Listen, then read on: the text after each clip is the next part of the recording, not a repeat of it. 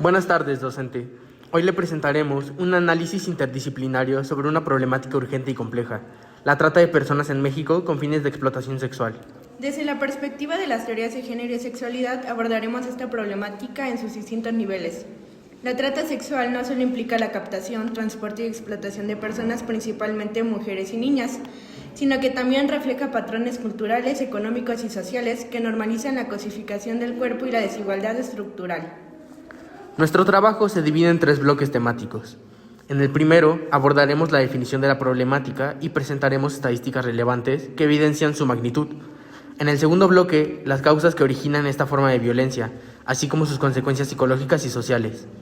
Finalmente, se explicará el origen de la problemática desde 3 modelos teóricos de la sexualidad: el aprendizaje social, la perspectiva sociológica y el modelo holónico.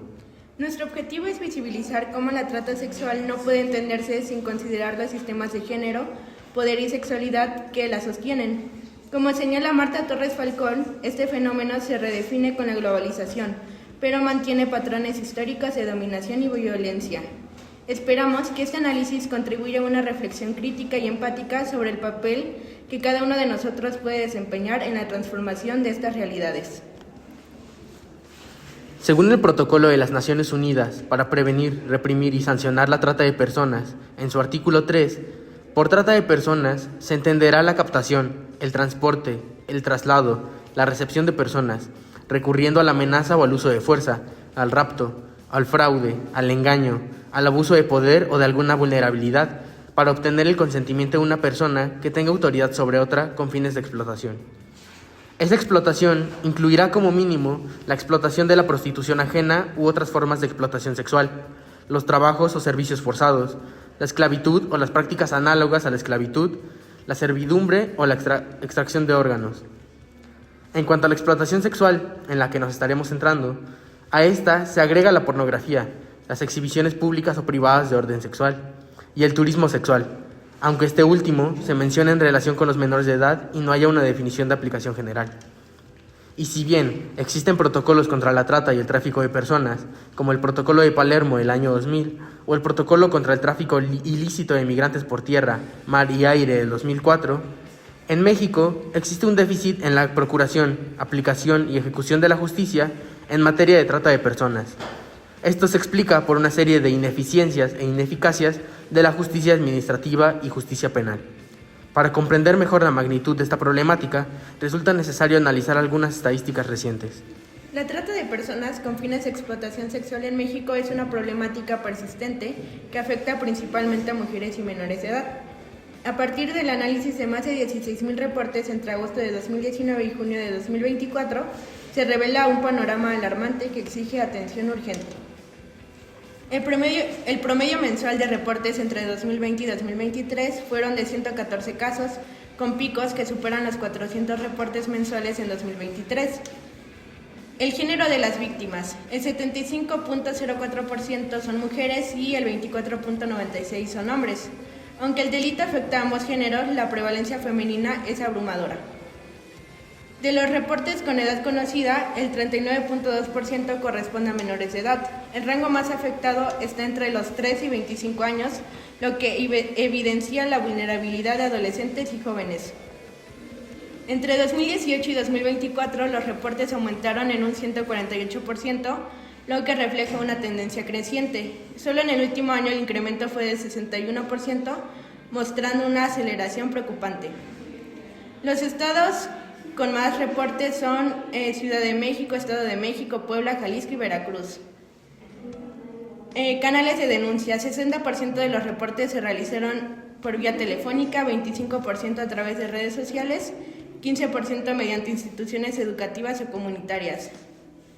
A pesar del incremento en los reportes, la mayoría de los casos no llegan a una resolución judicial.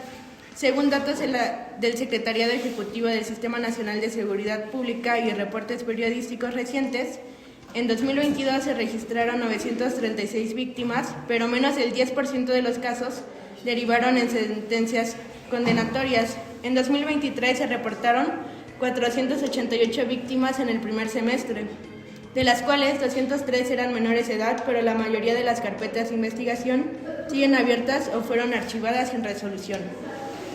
En 2025, México registra un promedio de 51 delitos de trata al mes, acumulando 406 casos.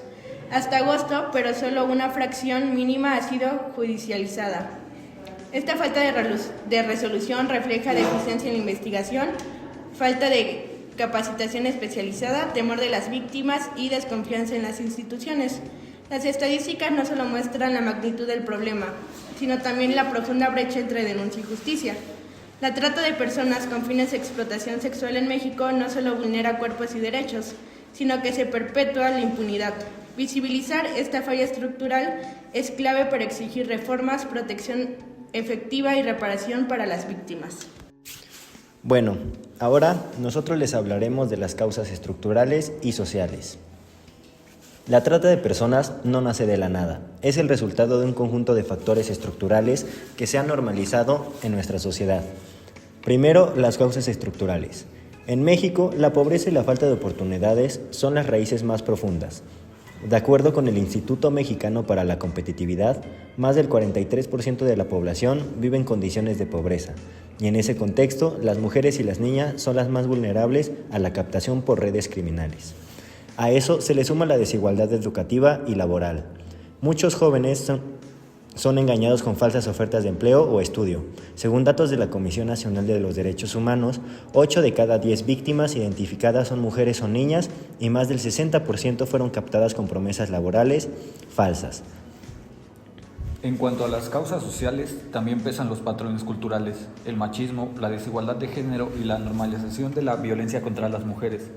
Finalmente, no podemos olvidar la migración y la violencia estructural. México es un país de origen, tránsito y destino para la trata. La Organización Internacional para las Migraciones estima que miles de personas migrantes, en especial mujeres centroamericanas, son víctimas cada año durante su paso por territorio mexicano, muchas veces con la complicidad de grupos criminales. Bueno, ahora hablemos de las consecuencias psicológicas. Las secuelas que deja el trastorno de la trata de personas en la mente y el cuerpo de las víctimas llegan a ser devastadoras. Diversos estudios, incluidos de la ONU y la UNAM, muestran que la mayoría de los sobrevivientes desarrolla trastorno de estrés postraumático. Esto se traduce en pesadillas recurrentes, ansiedad extrema, miedo constante y recuerdos intrusivos de la violencia sufrida. También se presenta altos niveles de depresión, culpa y vergüenza. Muchas víctimas creen que fueron responsables de lo ocurrido, especialmente si la explotación fue sexual. Esa culpa internalizada se refuerza por la crítica social, lo que genera un aislamiento y silencio en la persona. A nivel emocional, la persona pierde confianza en los demás, no puede establecer vínculos sanos y ni siquiera con familiares o amigos. Algunas reportan sentir que ya no son las mismas personas después de la experiencia, como si hubieran perdido su identidad. Además, hay afectaciones neurobiológicas. El cerebro entra en un estado de alerta constante, se altera el sueño, la concentración y el apetito. En algunos casos, el trauma es tan profundo que aparecen conductas autodestructivas o adicciones. Por eso, la recuperación psicológica no se limita a terapia, requiere atención especializada, acompañamiento a largo plazo y sobre todo un entorno que no las juzgue. Ahora las consecuencias sociales. Ahora ya no les hablaré de las consecuencias sociales que tiene la trata de personas.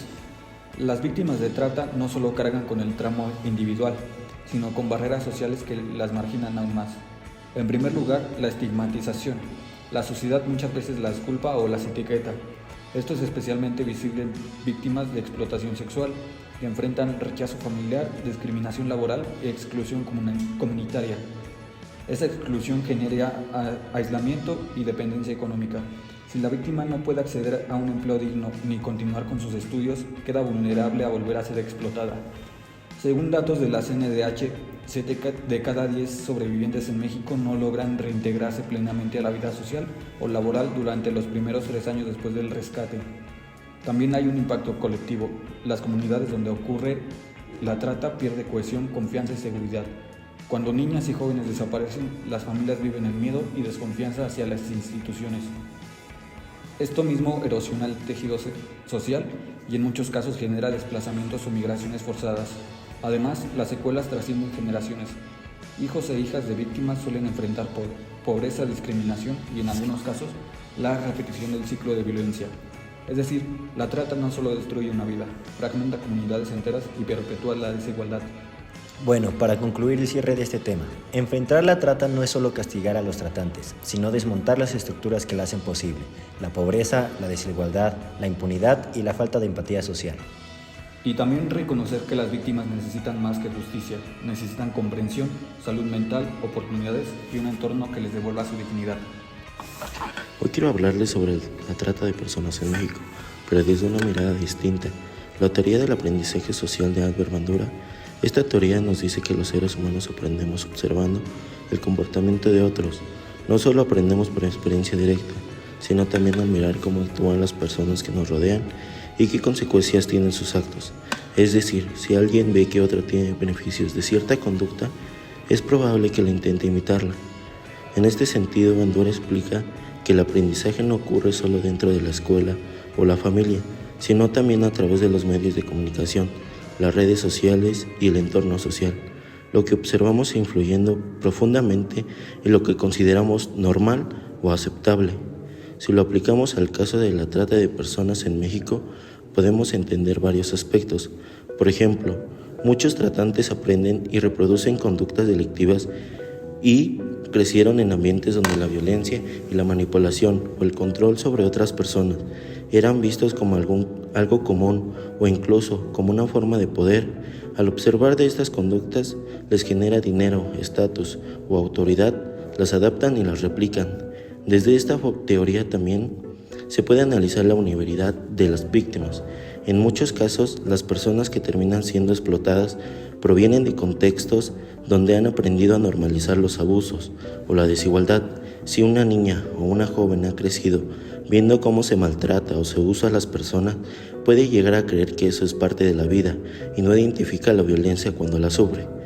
Por eso la teoría del aprendizaje social nos ayuda a comprender que la trata de personas no solo es un crimen económico, sino también es un fenómeno social y cultural que se alimenta de lo que señala y de lo que no se corrige en la sociedad.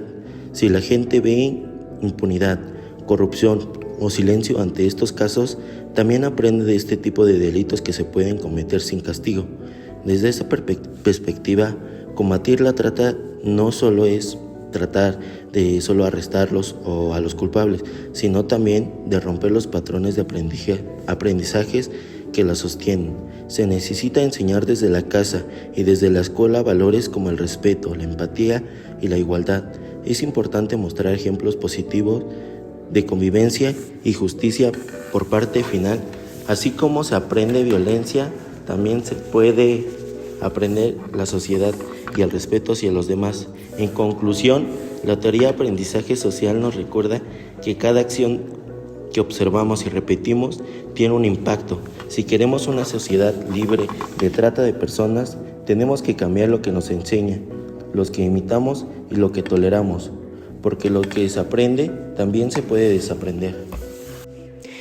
Bien, ahora yo les hablaré sobre otra perspectiva muy interesante, la cual nos permite entender cómo la sociedad regula la sexualidad y cómo esto se refleja en distintas instituciones sociales, dentro de las que aprendemos roles, normas y significados que guían nuestro comportamiento y definen lo que consideramos aceptable o no en el ámbito sexual. Esta perspectiva sociológica pertenece a Judith A. de la Mater, una autora que analiza la sexualidad humana como una construcción social que se forma a través de la interacción con los demás y de los valores culturales que nos rodean. Para esto, definamos primero esta gran teoría, perspectiva. Considera que la sexualidad no es algo puramente biológico o natural, sino que se aprende y se regula socialmente. En otras palabras, la sociedad nos enseña cómo pensar, sentir y comportarnos en el ámbito sexual, estableciendo lo que se considera normal o aceptable.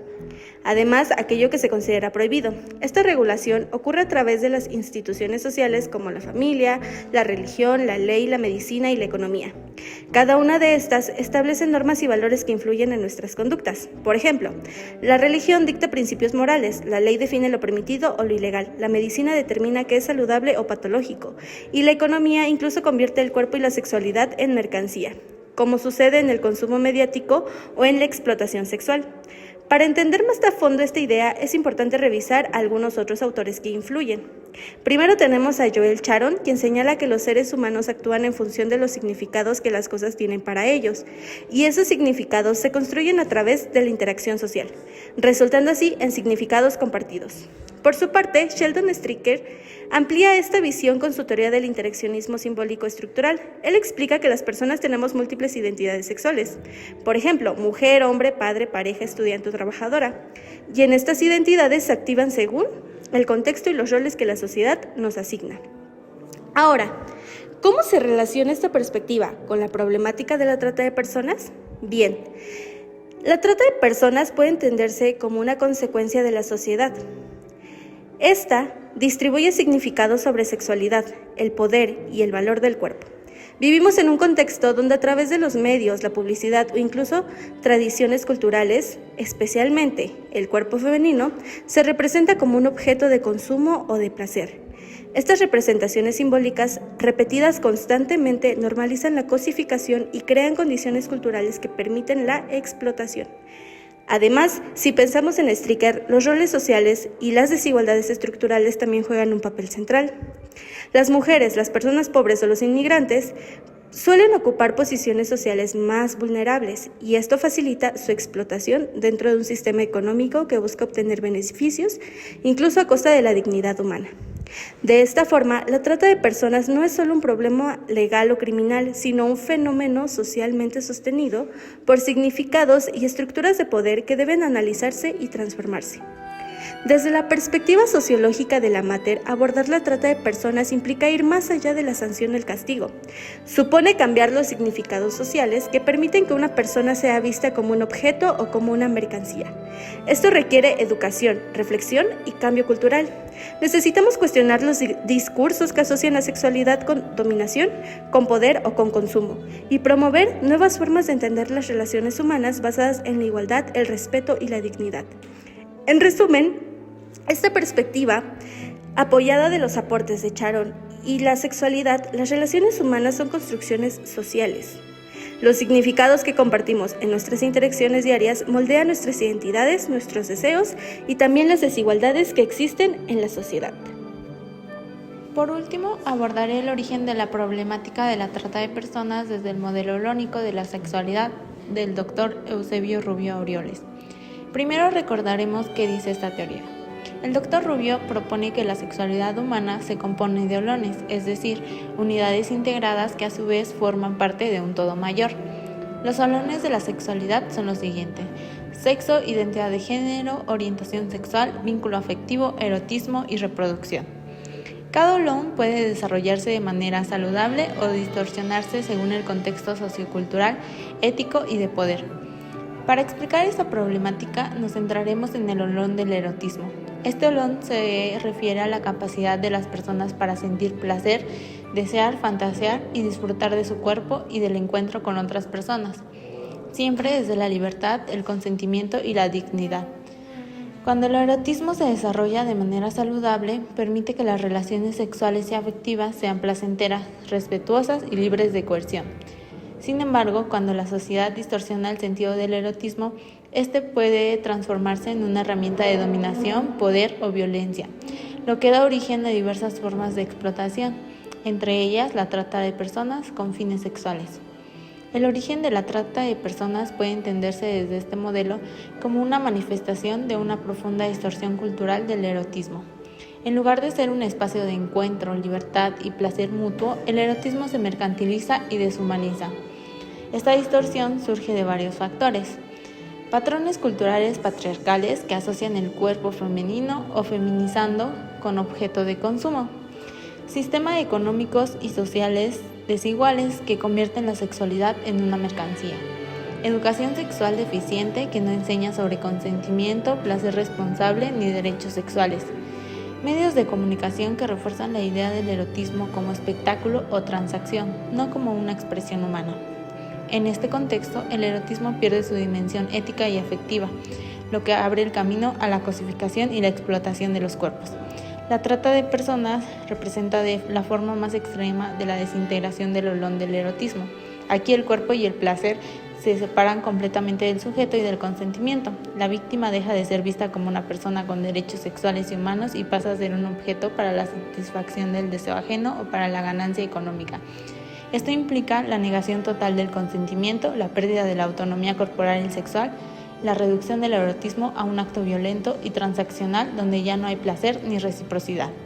Así, la trata no nace solo de la pobreza o la delincuencia organizada, sino de una visión social del erotismo despojada de ética, igualdad y humanidad. Desde el modelo holónico, reconstruir el sentido del erotismo es fundamental para prevenir la trata de personas.